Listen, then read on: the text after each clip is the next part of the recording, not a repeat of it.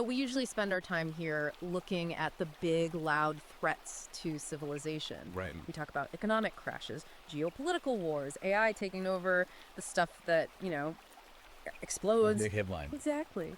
But I was reading through the materials for today, and it really hit me that we might be looking in the wrong direction entirely. How so? We're watching the sky for missiles while the ground is, like, dissolving beneath our feet. It's the slow motion collapse. That's the term that kept coming to mind for me Yeah. while I was prepping. Yes. We are being destroyed by some external enemy. I mean, the argument is we're being dismantled from the inside out. Right. By a total inversion of values. That's it. Yeah. And the argument we're unpacking today is that this collapse is being driven by, the mass outsourcing of moral authority to social media performers. Specifically, we're looking at how the confessional social media industrial complex has weaponized female psychology against men, against logic, and against civilization itself. It is a really heavy premise. Right. But once you see the evidence the author lays out, it's undeniable. Yeah. We are deep diving into the book Confessional Social Media. Women Confess Immoral Behavior, Vice, and Sin for Clout by Conrad Riker. And let me tell you, autopsy is the right word for what he's doing here. It really is. He is dissecting a culture that has completely flipped the incentive structure of society rewarding female dysfunction with power, money, and institutional protection. Okay, so before we even get into the gears of this thing, and it is a complex, pretty nasty machine, I'm going to be very clear to everyone listening. Go for it. This is not a light read.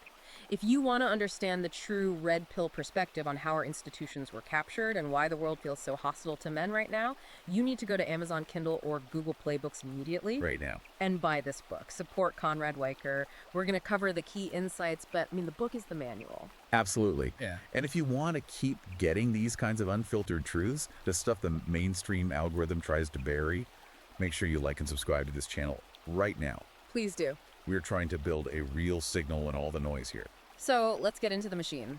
Riker talks about the confessional social media industrial complex. Now, to the average guy just scrolling his phone, this just looks like... Oversharing. Yeah, women oversharing on TikTok, crying selfies, my truth videos, trauma dumping. Why does Riker call this an industrial complex? Because it's transactional. That is the key distinction he makes. Okay. Riker argues that, traditional confession, think of a religious context or even therapy, is about seeking forgiveness, atonement, or healing. Right, it's private. It's private, and it's about fixing what's broken. But this is about three things: clout, cash, and control. It's a performance. It's not about fixing the trauma, it's about selling it. It is strictly performative.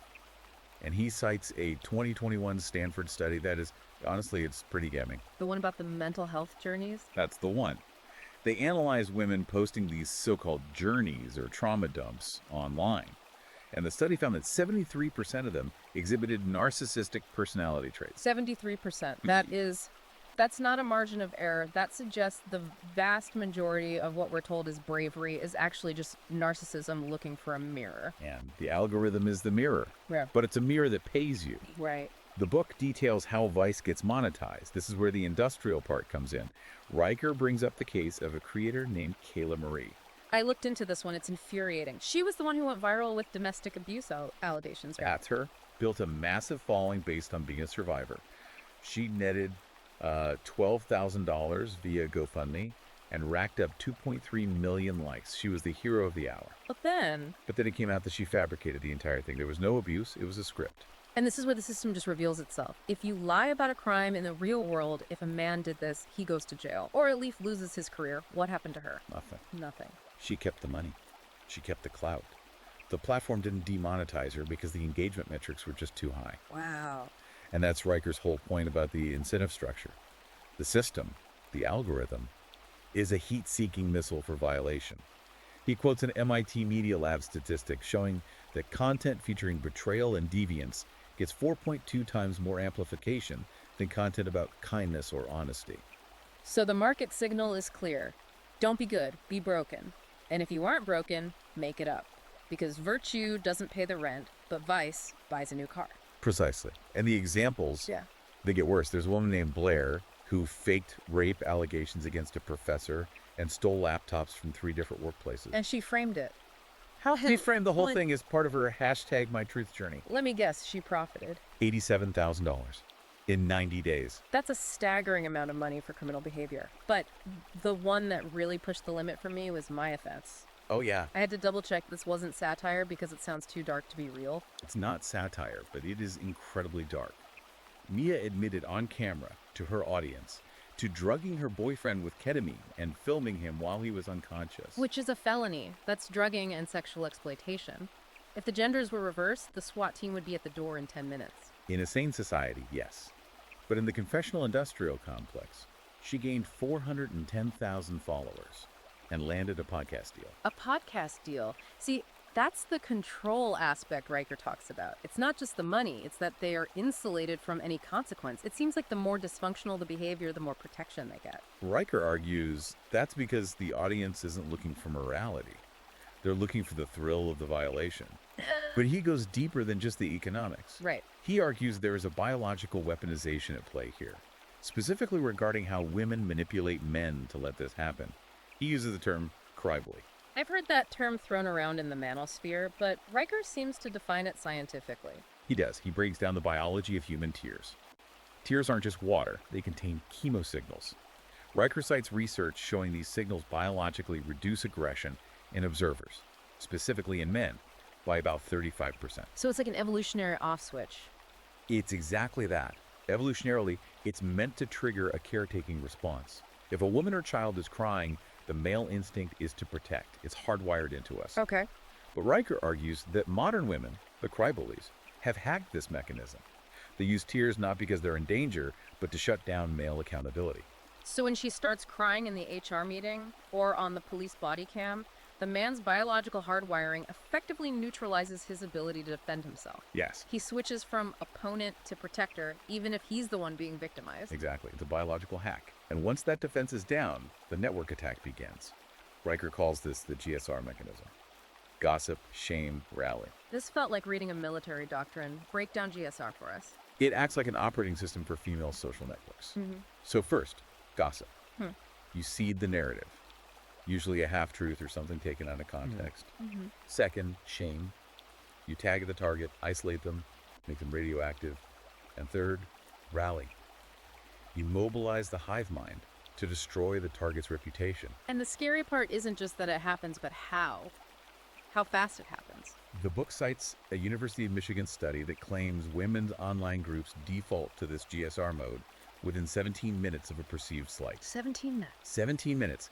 That's barely enough time to make coffee, and you have a digital lynch mob formed against you. It's mass formation psychosis, like he says. The facts don't matter, only the emotional contagion matters. We saw this with the UPS driver incident he details. Right, the woman who posted a video claiming the driver told her women shouldn't drive. I remember that. The hive mind activated instantly. They wanted him fired. They wanted his life ruined. But then the dash cam footage came out. And what did he actually say? He said, "Ma'am, you really shouldn't back out so fast." It was a safety warning. Of course. But the truth was irrelevant.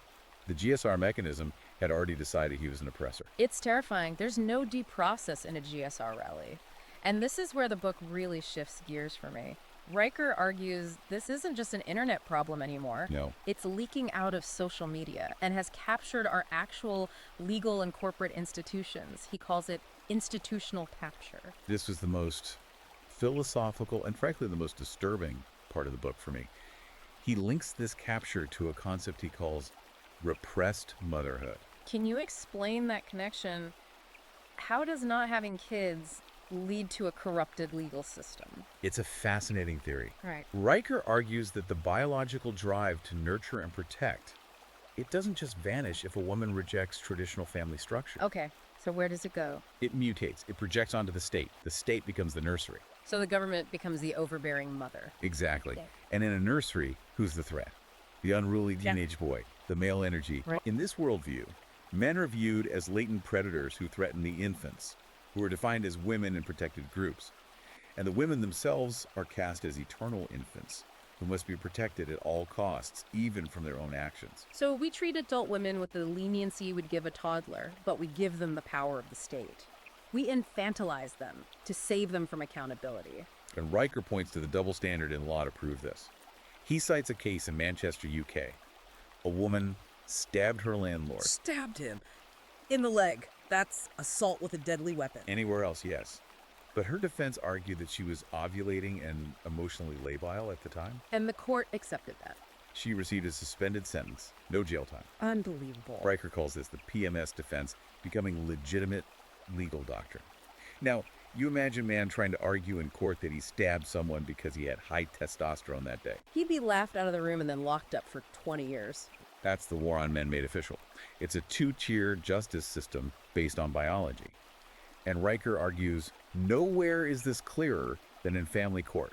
The stats he had were brutal. Brutal. A Stanford study showed that women who initiate divorce are 3.2 times more likely to cut off a father's access to his children. It stops being about the child's well-being and it just becomes about power. It's punishment. It's a system of systemic emasculation, and it's all propped up by a culture that validates false accusations. Riker mentions a woman who went on a podcast and literally admitted to faking a rape claim just to start a conversation. And she wasn't treated as a pariah for that. No, she was defended by feminist groups. The logic is that the specific lie is justified because it serves the greater truth of female victimhood. Yeah. It's ideological possession. It seems like this ideology is reshaping the workplace too. Riker talks about the gynocentric conspiracy in hiring. The tyranny of vibes. You see competent men being purged from corporate environments, not because they failed at their job. Right, not based on performance. No, but because a woman felt unsafe or the man was too intense. There was that leaked group chat he mentioned where women rejected a male founder specifically for being too intense. Exactly. It's the erasure of masculine competence because it makes the feminine imperative uncomfortable. We are prioritizing emotional comfort over effectiveness. And when you do that to an economy, you get collapse. Which leads to the economic cost. Riker uses the term catabolic culture. Now, catabolic in biology, that means breaking down muscle for energy. It's a starvation response. That's the metaphor. He argues our culture is consuming its own future children, family, stability to fuel present-day emotional narcissism. We're burning the furniture to heat the house for 5 more minutes. And the most stark example of this burning the future is what he calls reproductive theater. Abortion is branding. It's a very dark chapter. He details the rise of the abortion baddie on TikTok. Abortion baddie. I'm just saying the phrase sounds dystopian. It is. He details an influencer who live-streamed her abortion, framing it as an act of liberation, and then sold proud abortionist tote bags. Wow. Riker's argument isn't even about the pro-life, pro-choice debate. It's about the cultural ritual.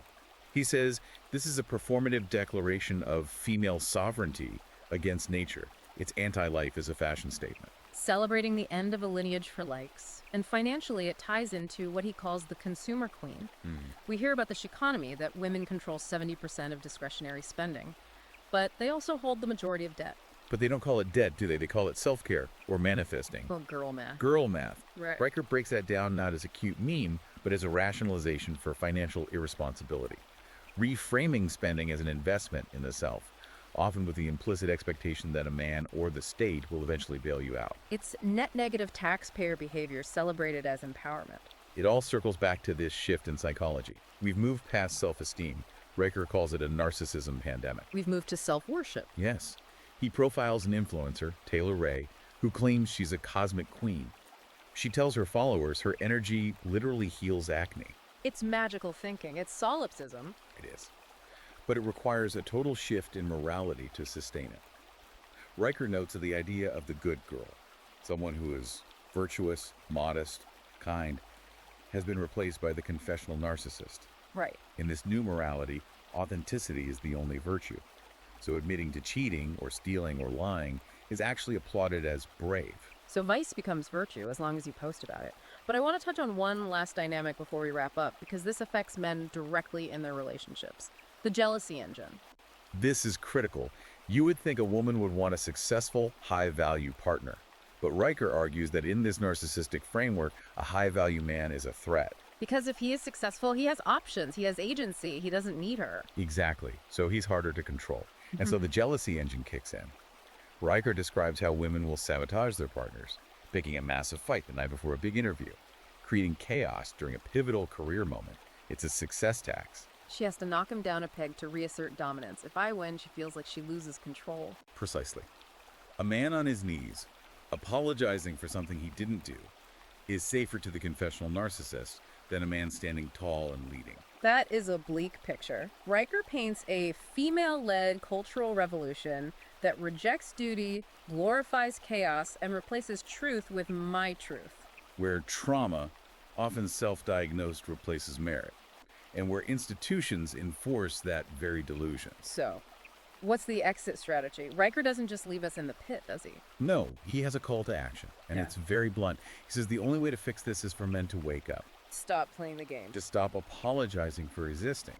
They need to, as he puts it, reclaim reason from the jaws of sentimentality. That means refusing to participate in the confessional industrial complex. Stop clicking. Stop validating. Stop validating the tears that are used to manipulate you. Oops. Recognize the cry-bully tactic for what it is, a weapon. It's about withdrawing your attention, which is the currency that fuels this whole machine. Exactly. Starve the beast. Don't engage with the drama. Don't rescue the damsel who created her own distress. Look, we've covered a lot, but we've only scratched the surface of the data and the case studies in this book. Riker has receipts we just didn't have time to get to. You need to read the full autopsy yourself. Go to Amazon Kindle or Google Playbooks right now. Buy Confessional Social Media by Conrad Riker. The algorithm hates books like this because they expose the game, so you have to actively seek it out. And follow his ongoing work. He's on Substack at Conrad Riker. He's putting out the kind of analysis you just will not find in the mainstream media. And please, if you value what we're doing here, shining a light on the things polite society wants to keep in the dark, like this video and subscribe to our channel, it helps us fight back against this gynocentric silence. We'll leave you with this thought. Riker says that civilization isn't dying from a lack of resources, but from a lack of men willing to say no to emotional blackmail. So the next time you see a viral, tearful confession, ask yourself, is this pain or is this a performance? And who is paying for the ticket? That's the question. Thanks for listening to The Deep Dive. Stay sharp out there.